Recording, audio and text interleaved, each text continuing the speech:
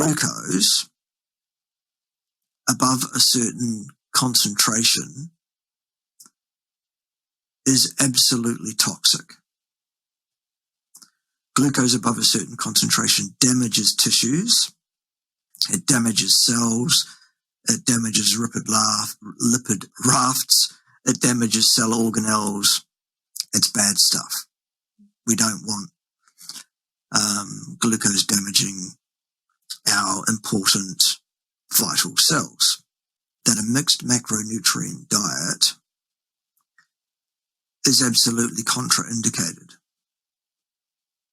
Because when you lock that door, according to that Randle cycle situation, the next thing that will happen absolutely is chronic systemic inflammation if that door stays locked too much of the time.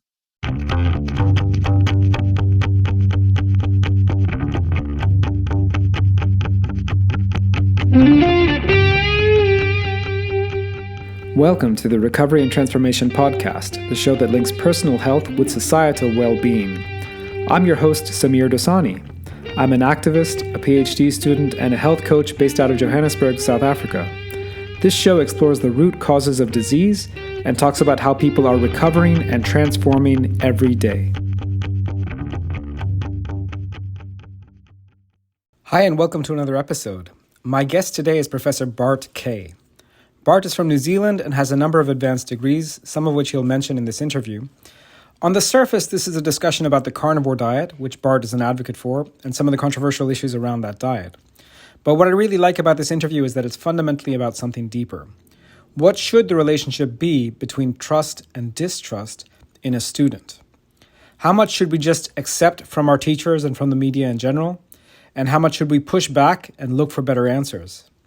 I don't think there's a clear answer to that question, but hopefully Bart's perspective will give you some food for thought. If you like this video, don't forget to like, subscribe, and all that good stuff. Please also click the link below for a free health coaching session. With that, please enjoy my interview with Bart Kay. Professor Bart Kay, it's a pleasure to have you on the show. Thank you very much. It's an absolute pleasure to be here. So you have a degree, I believe, in something like nutrition science, or I've got that wrong. Just correct me. What's your... Yeah, I have a number of advanced research degrees that I've picked up over the years. I changed direction in my academic career several times and needed to upskill with, another degree. So I started out with the physiology of rest and exercise. In other words, sports science, exercise physiology. Then about 10 years into that career, I decided I was going to specialize in human nutrition. So I went and did some of that. And then in the last 5 years or so of my academic career, I decided I wanted to be a cardiovascular pathophysiologist. So heart disease, atherosclerosis, what causes that, what doesn't, all of that. So those are kind of my areas, along with pure and applied statistics, statistical inference, and research methods and ethics and all of that kind of malarkey. So that's kind of where I come from. That's a fascinating mix. So what strikes out, a number of things strike out from that academic career, but one thing that strikes me is that you would have studied nutrition at a time when nobody was talking about ketogenic diets, let alone carnivore diets. That's right. Where you ended up. Yes. So how did that happen? Well, I played the game. I sat through the qualification. I told them what they wanted to hear. But all along, I knew full well that everything they were saying was demonstrably absolutely false. They were saying saturated fat causes heart disease. No, it doesn't. They were saying cholesterol is bad for you. Well, no, it isn't. They were saying you must have fibre in your diet. Well, no, you don't, etc. I could go on all day about that topic alone.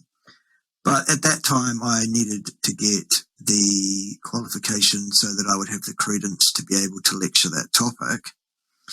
Whereupon, actually, when you stand up in front of a group of students in a lecture theatre, in most countries, there is a law that protects one's academic freedom and one's capacity to stand up and say whatever one sees fit, actually, to a group of students, whether it's popular or not.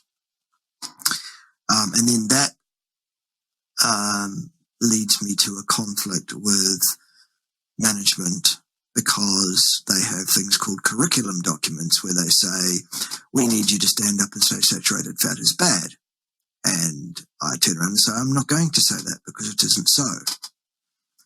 It's false. Here is the evidence that it's false, etc. So I played the game to get qualified to do the job, then started doing the job, then ran into troubles doing the job, if that makes sense. Yeah, no, it makes a lot of sense. I mean, it especially makes a lot of sense given what I know now. But, I imagine that if I had run into you in class, whenever it would have been 10, 20 years ago, I wouldn't have agreed with you at all. I started about myself as I want to call myself a victim of the propaganda, but I earnestly believe that, vegetarian and vegan diets were the way to go and so on. So how did you, were you just, I still don't quite understand, what is it that caused you, as a kind of a salmon, to be swimming the wrong way down the river or whatever it may be? What made you swim upstream against the current? I think it's hardwired. I really do. I have a so-called mild form of autism called, what do they call it now? They call it pathological demand avoidance syndrome. Now, I've only got a problem with 50% of those words. And it's the ones that bracket it. It's pathological and syndrome. It's just demand avoidance. If you tell me this must be done in that fashion, you can bet your bottom dollar I'm going to do it a different way. It's just absolutely hardwired in my very being. I can't help myself. So if there is any way to find a fault with what is the accepted narrative, the accepted wisdom, I will find that fault.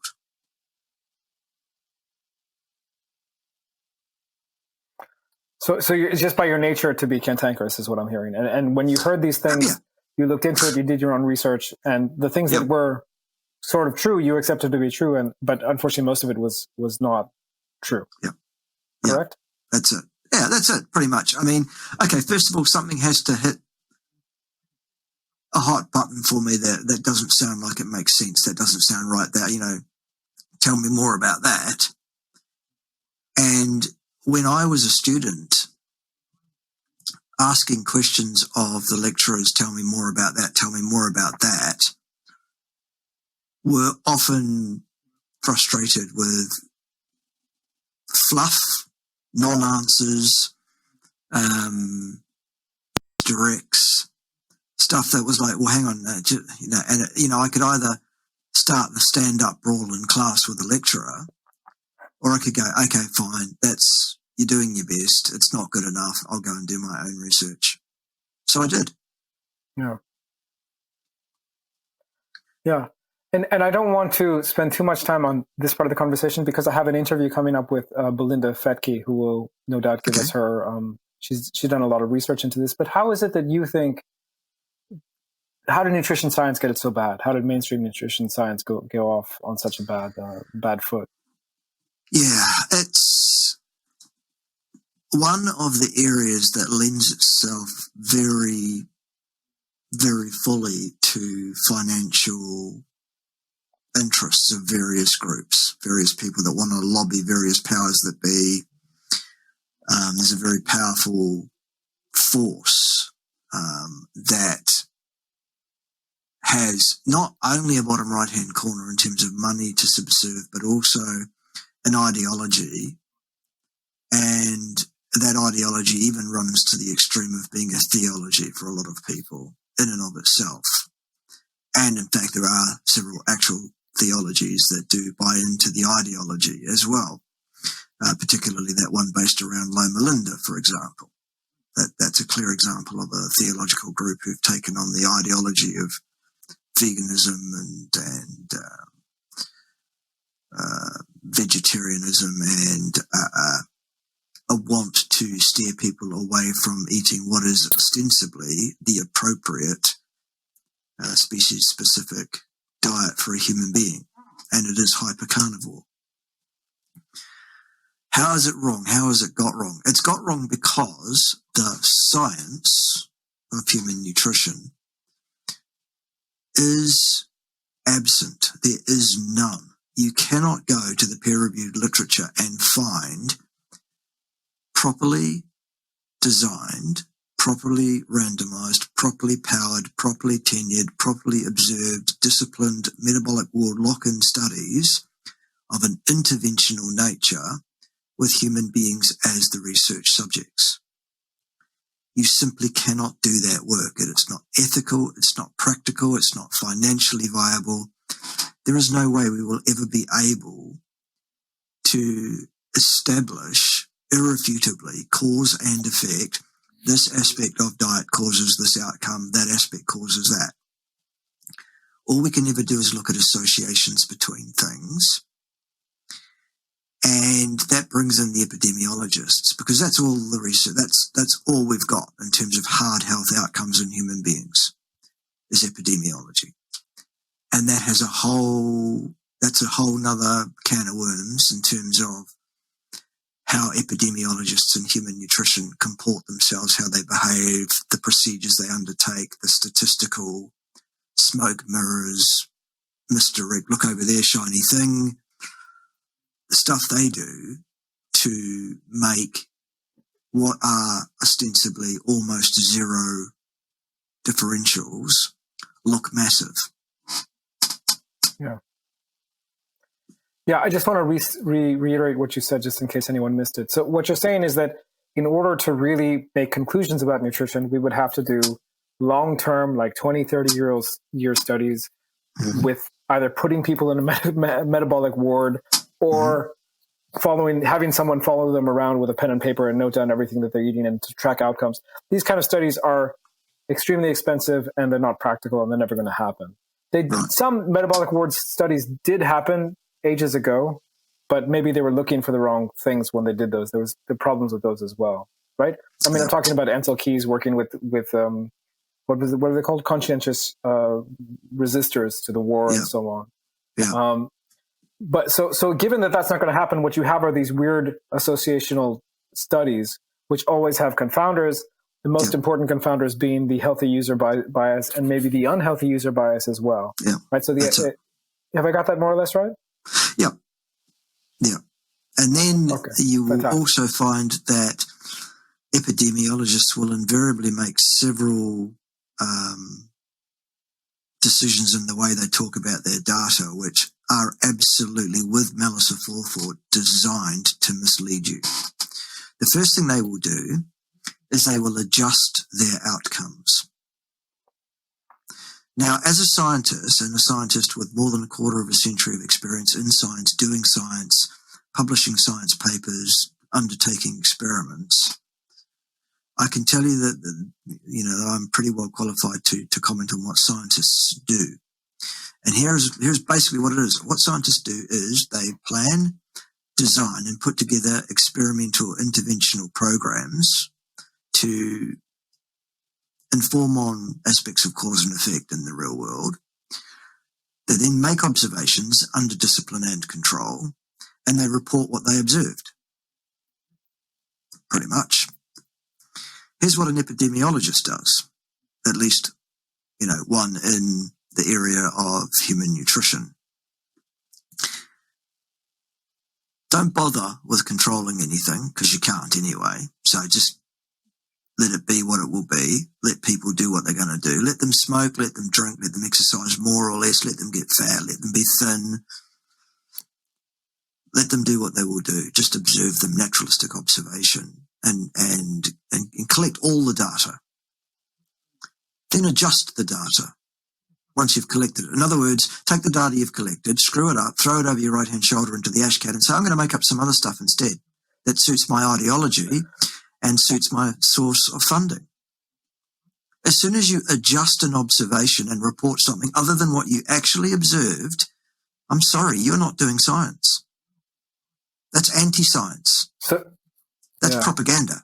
To play devil's advocate for a moment, I mean, there are rules by which they claim that they are adjusting their data, right? So they'll say, okay, we're going to try. For example, I mentioned the healthy user bias, right? So we know that.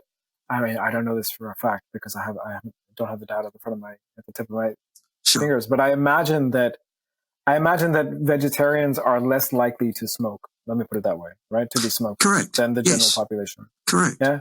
And so if I have a population of smokers and a population of non-smokers, or sorry, if I have a population of vegetarians and a population of omnivores, Yes. then I want to make the claim, whatever, that vegetarians are less likely to get lung cancer, then I clearly need to do something about this. If I'm a good epidemiologist, I need to acknowledge, well, smokers are definitely more likely to get lung cancer. We understand that. Mm-hmm. Yes. So I need to adjust the data with that in mind, right? So that's what a good epidemiologist would do, presumably, right? Well, that's what they claim to be doing. That's what they claim to be the good procedure. The problem is this. The first thing that every scientist learns in the first half an hour of their first undergraduate degree, if they went to an even remotely reasonable school, is this. Association can not inform on causality, period. So when you adjust an outcome for multivariate regression, what you're doing is you're taking a whole bunch of associations and you're superimposing them all one upon the other, and you are claiming to be able to X out the causal influence of each one of those mathematically. That is impossible. It is a hard-baked outcome. For example, if I get lung cancer sometime in the next 5 years, is that because I used to smoke when I was a younger man? Or is that because of my diet? Or is it a combination of those two things? And if it is a combination of those two things, how exactly are you going to determine what the combination is in terms of the causal contributions of each of those things? Because I either do or don't get lung cancer. So tell me, how much of that was contributed to by what? It cannot be done. There is no way to do this. It's a smoke and mirrors approach. And the other thing, of course, is that multivariate regression makes a number of assumptions around. It assumes that the various factors that you're putting into that sum do not share collinearity. Now, invariably, what you will also see is when you look at one of these adjustments, it'll go, we adjusted for this, that, the other thing, age, and this, that, and the other, blah, blah, blah, blah. Well, age and dietary component X, whatever that might be, are absolutely collinear in terms of incidence of disease process and death. Because I think what you'll find if you look at any group of individuals is the older they get, the more of them have disease process and die. Now, is that because they are older, or is that because of how they are living?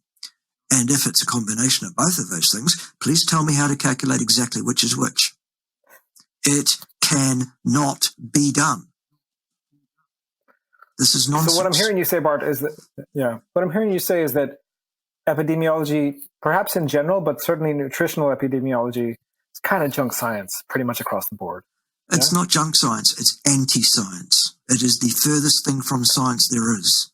It's not even remotely akin to science. It is a joke and it should stop. Okay, now, so then my next question will be... Sorry. Let me finish off on that one. Epidemiology in other areas can be useful. Like, for example, epidemiology has been used to trace the source of an environmental toxin to where it came from. Sure, that can be done. And that's a useful, sensible use of a tool. To trace health outcomes as that relates to nutrition, that's not useful. That can't be done. That's junk science. So I'm not saying epidemiology is junk. I'm saying nutritional epidemiology is junk. Just wanted to make that clarification, that caveat. Fair enough. And I mean, not to belabor this too much, but just to make one last point, which is that I think most, I'm not talking about epidemiologists because they're a special kind of crazy, but most nutrition researchers, right, in a general sense, would say, look, the purpose of epidemiology is to go out and help you formulate a hypothesis, which you can then test in more rigorous ways, right? Yes. And my problem then becomes, well, they only test the hypotheses that they already were biased to agree with. So if we look at the longest living populations at the moment, I mean, we have places like Hong Kong and many places in Japan that eat a hell of a lot of fish and a hell of a lot of, in Okinawa, it's a lot of pork. Yeah. And so no one's testing that hypothesis. No one seems to say that, the pork-based culture in Okinawa is why they live longer, or the meat-based culture in Hong Kong in general is why they're, I believe, last I checked, the oldest living population on the planet at the current moment, right? So, in other words, there's a bit of picking and choosing in terms of what hypotheses get tested further based on this massive epidemiological mess. Yes. Plus, 98% of all researchers agree with their source of funding. Maybe 100. I'm not. You might be underestimated there. Maybe. Yeah. So it's up to Sinclair now, who said, a man, something to the effect of he's never gonna speak against the interests of his wallet, right? Correct. Human nature. So if I can shift gears then, so for you, epidemiology is sort of is nonsense. It's not even science. And the thing that we do have in biology then in terms of understanding the human animal, right? Human nutrition and so on. One tool that we have is then biochemistry. Yes. And I wonder if you could talk us through a little bit about, one important piece of this. Metabolism is a very, very complicated thing. And I don't think we can explain the whole process in the course of this short interview. But there is something called the Randle cycle, which you have been instrumental in sort of bringing to the fore of these debates in keto and carnivore spaces and so on. And I wonder if you could explain to me exactly what the Randle cycle is and why we should pay attention to it. Yeah, absolutely. The situation is that Sir Philip Randle proposed the existence of this aspect of human nutrition, human metabolic pathway called the Randle cycle. He actually didn't call it the Randle cycle. He called it the glycerol something cycle. Later on, it got named after him because it was him that proposed it by someone else, and it stuck, so it became the Randle cycle. The issue with the Randle cycle, and the reason that almost nobody has ever heard of the Randle cycle, now this was done in the paper came out, I think, in 1963. So this is not new information. But the Randle cycle got swept under the carpet and got hidden from public view and was not taught in schools and was not being taught to students, precisely because what it says really destroys entirely everything that Ansel Keys had put together. And as such, Ansel Keys, having developed quite a power base by that stage, him and his cronies basically buried Randle and the Randle cycle under a pile of papers. It's never spoken about. It's never taught.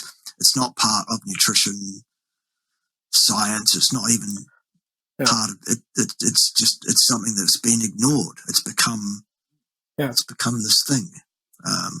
Anyway, what is it? Just as an aside, before you go on to finish that thought.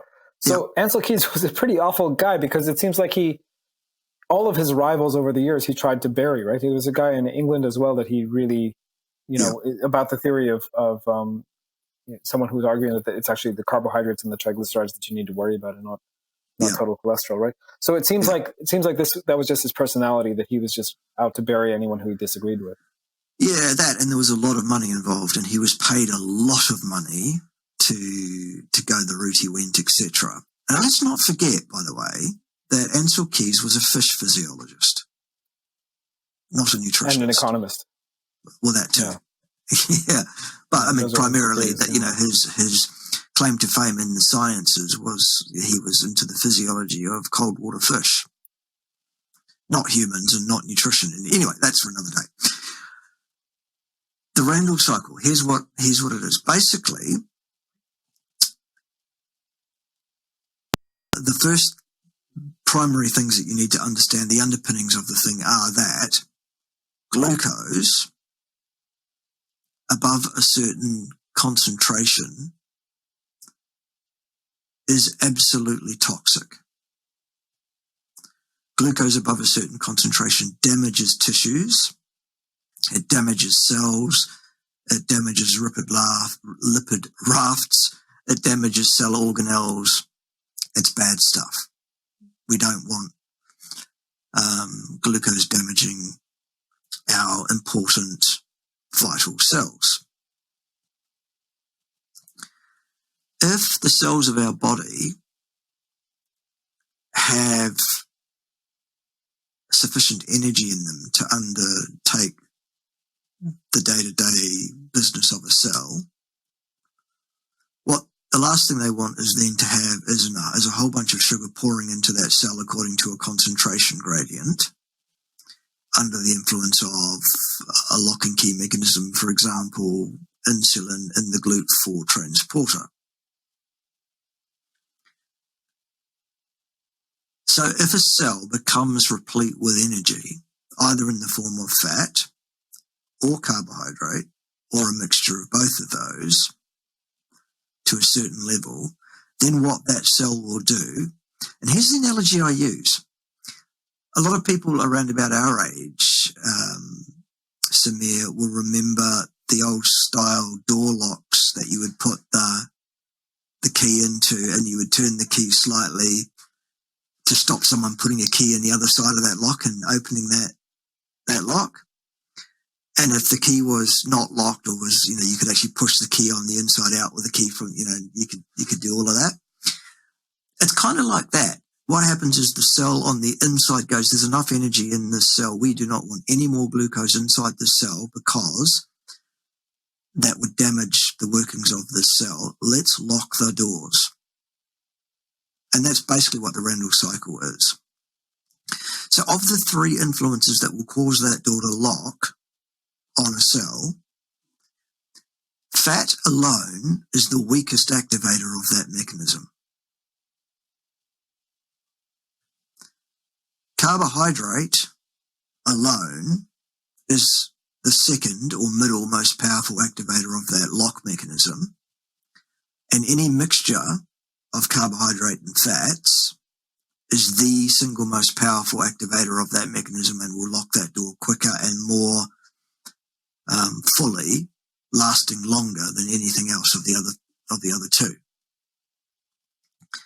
What that tells us is that a mixed macronutrient diet is absolutely contraindicated. Because when you lock that door, according to that Randle cycle situation, the next thing that will happen absolutely is chronic systemic inflammation if that door stays locked too much of the time. So let me just make sure that I've understood this correctly. So basically what you're describing is a concept that I've heard referred to as sort of energy toxicity, right? Sure. There's too much energy coming in. So we're generally talking about the postprandial phase. So someone has eaten a meal, and there's too much energy in the body, and the glucose in particular is toxic, although, as you say, fat can play a role in this as well. And so therefore, the important cells, so let's take a specific example. Let's say, I don't know, your liver cell, for example, your hepatic cell, is actually going to lock the door and say, okay, no more energy. We got way more than we need, and we don't need no more. The result is that sugar stays flowing in the blood, in the what's the technical term? In the periphery or throughout the whole body, and leads to inflammation basically everywhere it touches. Everywhere, which is the whole body, basically.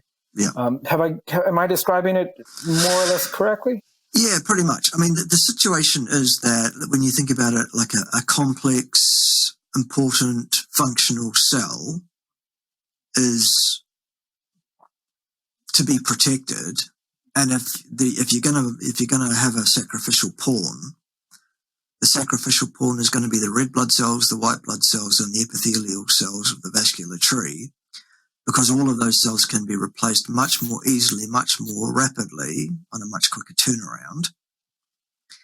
And so as we evolved as a species over the last at least 350,000 years, the availability to us of carbohydrate, and certainly carbohydrate in large boluses, was almost none.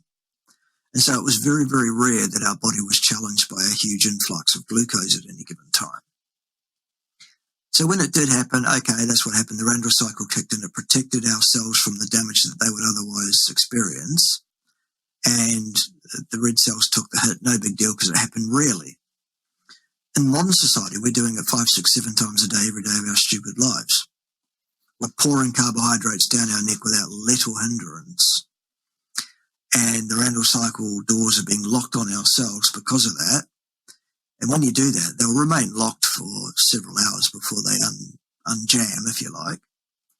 And if you do that 3 and 4 and 5 times a day, you're causing 3 and 4 hours, 4 and 5 times over, of locked doors. Most of the time, those doors are locked. The Randle cycle is in effect. The inflammatory process is in effect. You are chronically systemically inflamed. Hello, most forms of cancer. Hello, atherosclerosis, heart disease. Hello, cerebrovascular accidents. Hello, type 2 diabetes. Type 1 diabetes even can develop out of that. Obesiogenesis, the whole shooting box, everything, all the big killers. And they are all down to eating a macronutrient that is totally unnecessary and, in fact, contraindicated in the human diet, that being carbohydrates.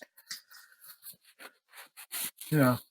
What I like about this is that you're taking the biochemistry and turn it into sort of practical tips for living based on some understanding of human evolution as well. So I like this approach a lot. I guess I don't know if this is a nuance or complementary or what, but what I would say is that evolutionary speaking, there must have been times, like a specific time of the year that I'm thinking of. So, the late, depends on well, let's stick to the area of the world that I'm very familiar with, which is where humans evolved. So if we stick to the Southern African region, there was a specific time right around late summer, which in that part of the world is about February, March, where a lot of fruits are ripening at the same time. There is an abundance of prey. There's just an abundance of food, and then a few months later, there's hardly, or maybe 6 weeks later, there's hardly any food at all. Yeah. And so, is there not some evolutionary justification? I mean, there sort of seems to be an evolutionary justification for overeating during a seasonal overeating. And then seasonal undereating, right? And so wouldn't the Randle cycle have been activated maybe once a year or something like that for our ancestors in this way? Yeah, pretty much that. I mean, the berries are ripened, the fruit is ripened, there's prey to be had, so you're having a mixture of fats and also of carbohydrates in the form of the fruit sugars and those kind of things. Absolutely activates the Randle cycle. Causes you to put some fat on if you were to, like, I mean, berries and that kind of stuff, 2, 3, 4 weeks a year that they are ripe and ready to go in the natural course of events without shipping things in from overseas or without refrigeration or any of that kind of stuff. And that's what it was. And so we ate that sort of stuff. We put some fat on, which served us well over the winter when it was cold and there was nothing to eat. Absolutely. It makes perfect sense. But the problem is that you can have access to the heydays of summer, in your fridge 24 hours a day if you want. Yeah. Or worse, going down to McDonald's or something. Yeah. Okay, this is fascinating stuff. You mentioned, the other thing I like about this is that it explains this term sort of diseases of civilization and gives it it's a very clearly linked to this, to a biochemical process, which is that you got too much energy. You got a surplus of energy and it becomes toxic, especially glucose becomes super toxic, and your body has ways of dealing with it, but it has ways of dealing with it in a short-term way. It doesn't have ways of dealing with it if you're going to expose yourself to that kind of inflammation for day after day, month after month, and so on. But let's move to something that you mentioned in passing, and that I think, certainly when I told my doctor that I was going to eat a purely carnivorous diet, which I did just to sort of wind him up a little bit, to be honest. I should have probably kept my mouth shut. Good work. But, the first thing that he said was, what about cholesterol? Yep. And so you mentioned that it's the inflammation that leads to heart disease and not necessarily the cholesterol. Correct. Can you walk us through that process in a little bit more detail? Yeah. In order for atherosclerosis to begin to develop, there has to be an immune response, and there has to be an immune response to something that is off whack. Now, there's several things that get off whack that lead to the initiation of the process of atherosclerosis heart disease. And they are physical injury, physical damage to the epithelial linings of the high pressure side of the vascular tree. So we're talking inflammation, physical damage to the cellular linings, loosened gap junctions. We're talking a physical artifact, something actually physically going on here. Now, why do I say that is so? Well, it's so because if you look at the blood drawn from a vein, as opposed to the blood drawn from an artery in the same person at the same time, it is the same blood. It contains the same cholesterol at the same concentration. Atherosclerosis heart disease never, ever occurs in veins. It's only ever in arteries. So right there, if you say cholesterol is the cause of atherosclerosis, right there I'm going to have to say, sorry, we're done. If it was, atherosclerosis would occur in veins as well. It does not, ever. Now, I'm gonna interrupt you there for a second, because I had a debate with a guy called Nick Hebert some months ago, and when I put this kind of argument to him, he basically, like, the claim is not that, his claim, not my claim, his claim is not that cholesterol causes heart, or that cholesterol is the only cause of heart disease. His claim is that there's like 20 different factors, of which cholesterol is one. In fact, it becomes such a weak claim that I found it very hard to debate with him, because it's like, dude, what are you saying exactly? Like you're saying that there's all these different factors. In fact, they're all correlations, aren't they? They're not actually. At least there's no proof that there's this causation going on. I don't think someone like him would find that argument convincing. No, okay. Well, what people that watch your channel and mine need to understand is that Nick Hebert, academically, is a boy in short pants. Nick Hebert is a spotty little youth hiding in his mum's basement, would be the best analogy for him.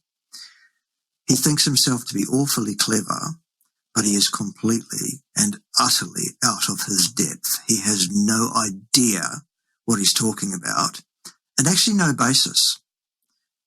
He might have one or two peer-reviewed publications under his belt if he's lucky, actually. He has no advanced research degree of any kind, actually. He's a bloke that likes to make videos on YouTube. And he is an adherent to the High Church of Anorexia Vegana, and as such has absolutely no credibility of any kind, for that very reason alone. So I wouldn't worry about anything Nick Hebert has to say on any topic whatsoever. What these boys do is they have a little gang, a little club that they hang around in their mummies' basements collectively online and talk to each other while they're eating their popcorn and whatever else. And they practice debate techniques. They practice this sophistry to try and tie people in knots rather than dealing with the actual science at hand. Nick Hebert has been challenged on more than one occasion to come and front up to me and see whether he can stay in the ring with me, and he doesn't have the courage to do it. He's wormed out of it, basically. And even went so far as to claim it was me worming out of a debate challenge from him. No, Nick, any day of the week, twice on Sundays, let's go. Goodness me. Anyway, so that's Nick Hebert in a nutshell. Right. So there is a role. Sorry, let me remind you of where you were. Oh, you got your train of thought back? I got it. I never lost my train. I just wanted to really make it very clear about Nick Hebert. So going back to the cholesterol thing, cholesterol has a role, potentially, and that's a word that you should use advisedly and with extreme caution in the atherosclerosis development. And the reason I say that is because actually it's not cholesterol that plays this proposed role that I'm going to talk about at all. It's actually a lipoprotein that carries it, which is not the same thing. A spade is a spade, and people who arrived on a bus are not the same thing as the bus that they arrived in. And that's kind of what we're talking about here. Now, for your body to react negatively to this particular bus, this transporter for cholesterol, first of all, that bus has to be dinged up. And the way it gets dinged up is by being oxidized or damaged by, guess what? Glucose. Hello. So keep your glucose level under control, as you absolutely should. Keep your oxidation under control, as you absolutely should. Buses don't get dinged. Immune system doesn't suddenly start reacting to the buses negatively. Atherosclerosis does not occur irrespective of the concentration of buses or cholesterol being carried by buses. That's the simple, most parsimonious way of explaining that concept that I can muster in a few minutes. No, it's fantastic stuff. It's fantastic stuff. So coming to the sort of practical part of the discussion.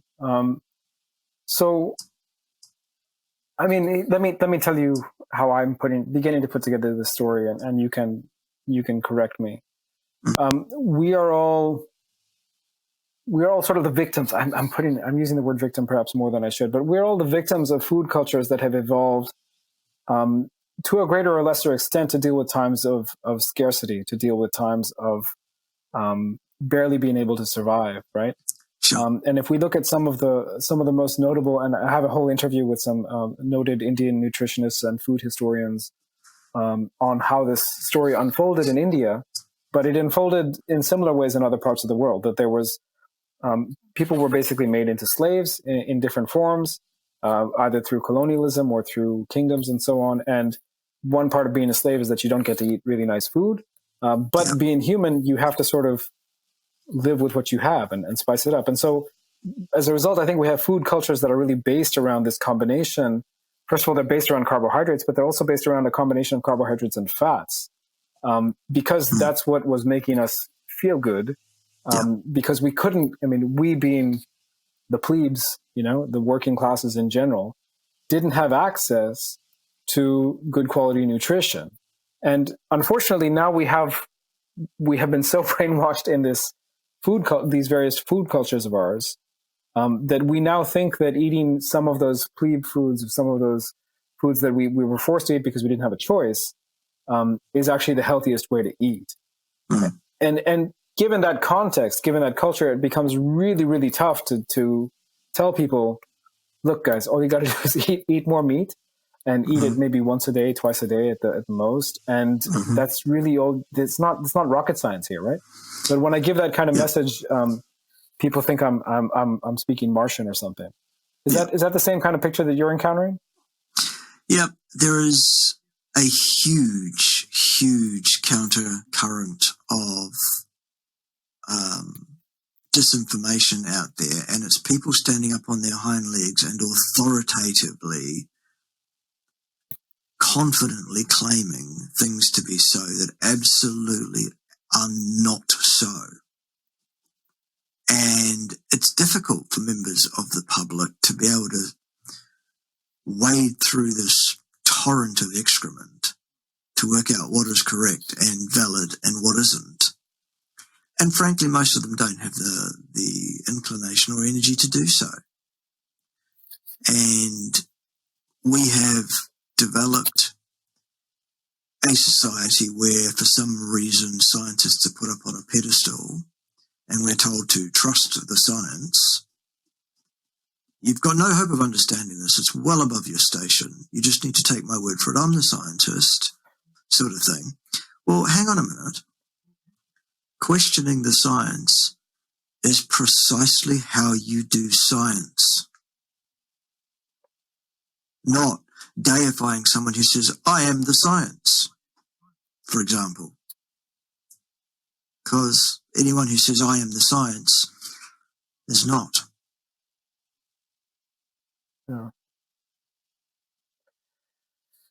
Yeah, that's too true. And that brings us to something that I'd like to just get your opinion on, because a lot of my work is talking about the difference between science and knowledge, especially when it comes to non-Western, non-sort of the kind of cultures that didn't go to university, they don't go to university, but still have a lot of knowledge, in my opinion. And some of that I think is scientific knowledge. So, what in your opinion is there something unique about sort of the university as an institution, or as about Western science as a sort of field of study when compared with indigenous knowledge systems, or should these all just be judged on the same criteria? I think replicability being a sort of key criteria for understanding. I Opinion think the single biggest factor that the more westernized cultural approaches have in this is a quite stunning degree of arrogance. Quite stunning degree of arrogance. And snotty little boys like the one we spoke about previously is a prime example of that. That is an example of Dunning-Kruger on feet. And for those who don't know, the Dunning-Kruger syndrome is someone who is so destitute of competence that they are unable to even grasp the level of their own incompetence. They think they're clever. And I think that pervades most of Western science. There seems to be a complete departure from the base disciplines of science. Anything that's too hard to do with discipline and do correctly, instead of saying, sorry folks, we can't inform on that with science because it's unethical, impractical, impossible financially, we can't do it, ergo we can't possibly tell you what the best thing for you to be eating is. We can only guess to the best of our ability based on associations, so long as we report what we actually observed instead of adjusting it. Instead of doing that, we say, oh, we know everything there is to know about human nutrition. Trust the science. We are the science here. We're going to claim authority here. And not only are we going to do that, we're also going to try and silence anyone who says anything antithetical to what we have to say. Because they're doing damage to society, those people. Which is a great theory until you look at public health statistics and go, well, who is it that's doing damage? Incredible stuff. Yeah, too true. So as we're wrapping up here, why don't you tell us a little bit about what you, not that I don't think we all have to live perfect lives. let me give that a preface. Oh, good. But let me just ask I can breathe again. just as a point of information, how is it that you are coping with these kind of things? What is it that you do? What's your daily diet look like? Are you on any kind of very strict regime, or just eat what you feel like? How does your life work? Yeah, I run. I tend to run around about 95% carnivore in my intakes, and that's nominally by energy intake. If I'm going to transgress, it will be something like a glass of wine here and there. It will be the occasional bowl of blueberries with cream.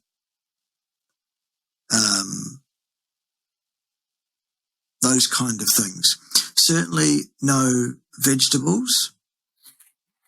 Certainly no wheat or grains or grass seed of any kind.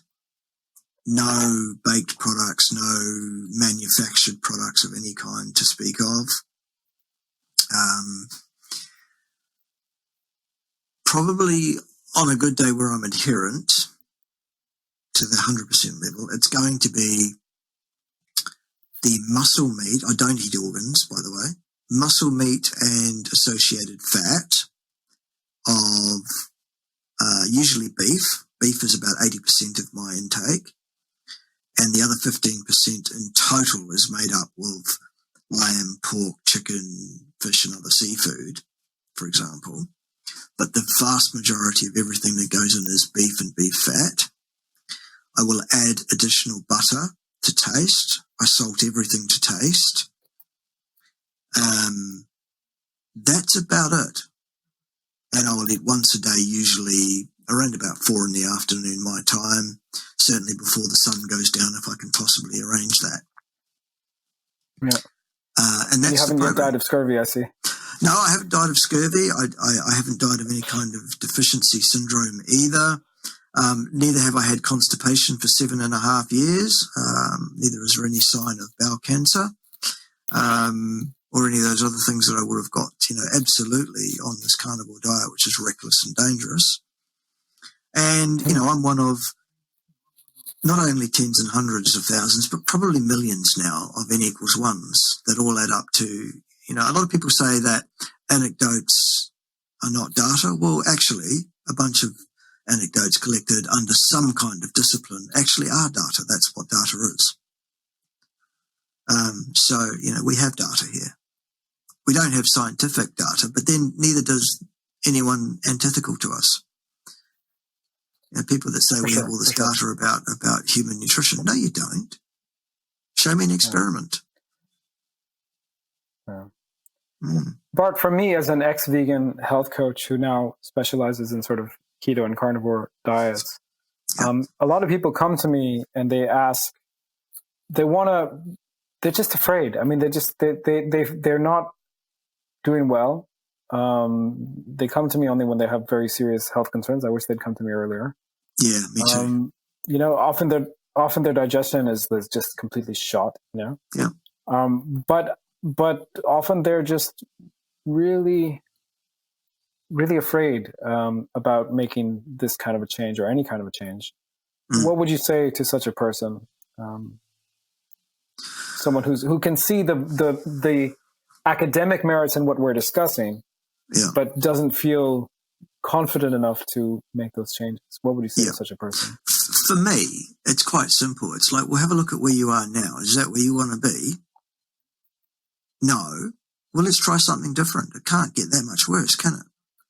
It's like the adage there was 2 old blokes sitting on a porch and there was a dog sitting on the porch howling. And one of the old blokes says to the other one, "The hell's wrong with your dog?" And he says, "Oh, he's sitting on a nail." And the other one says, "Well, why the hell doesn't he get off the nail?" He says, "Because it doesn't hurt that much." It's that exactly. If you are in a bad place, go somewhere else. Do something different. Someone has led you up the garden path. And if you are on a diet that avoids animal foods, prioritizes plant foods in any way, shape or form, you have been led up the garden path. That is not an appropriate diet for human beings. We have the absolute hard evidence of that in terms of the anthropology. We have the nitrogen and carbon isotope testing on human skeletal remains from humans who lived hundreds of thousands of years ago, tens of thousands, a few thousand. We know what people ate, and we know, therefore, how their genes have been selected for and against. The answer is humans are obligate hypercarnivores. Fact. So are you, even if you don't like that fact. Sorry about that. Come and join the party. It's great over here. We have the best bowel function of our lives. We have the best health of our lives. It couldn't be better. It's the best thing to be doing, absolutely. Fantastic stuff. Bart Kay, thank you so much for your time. I hope we can do this again sometime soon. You bet. My pleasure. Thanks for having me. Thanks for listening to my discussion with Professor Bart Kay. For more content like this, please do check out the website samirdosani.net. With that, I'm Samir, and I'm a health coach and a PhD student based in Johannesburg. I'll see you next time.